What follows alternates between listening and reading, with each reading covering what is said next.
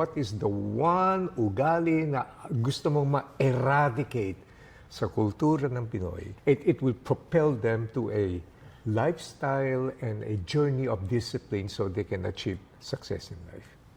It's pessimism and hopelessness. Yung negative ba mag-isip. Whenever I give sessions, parang sometimes I feel na nawala na sila talagang pag-asa. Kahit ano sabihin mo sa kanila, para sa'yo lang yun. Hindi yan para sa amin. Oh, yeah. Yung parang Hear that mindset a lot. na That's true. nabuhay kaming ganito, mamamatay kaming ganito. Right. Hindi mo naintindihan kung anong pinagdadaanan namin.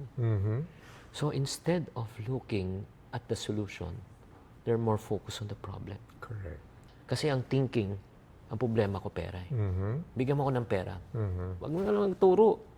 Kulang ko lang talaga puhunan. O sige, kung yan talagang problema mo puhunan. Let's say, bigyan ka ng 1 million ngayon, pero wala kang alam. Yeah. Ano magagawa mo sa mauubos yan. Tanggalin mo ang pera ng isang bilyonaryo. Business niya, tanggalin mo. Balikan mo siya after 1 year.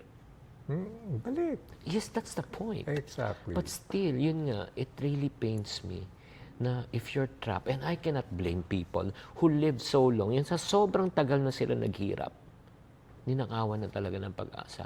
Kaya nga, ang pakiusap ko lang sa inyo, may isang bagay lang. Mawala na po ang lahat. Pera, lahat. Huwag ka lang mawala ng pag-asa. Kaya nga, guys, ito lang sabihin ko ha. Sana paggising po natin dyan, yes, nalugi ka. Yes, na-scam ka. Yes, may nawalan ka ng trabaho. Pero lumabang ka. Di ba? Na may isang Diyos na buhay na hindi ka iiwanan at pababayaan. May isang Diyos na buhay na bibigyan ka ng bagong panimula. Na may isang Diyos na buhay na bibigyan ka ng panibagong idea, panibagong kalakasan para harapin mo ang iyong problema.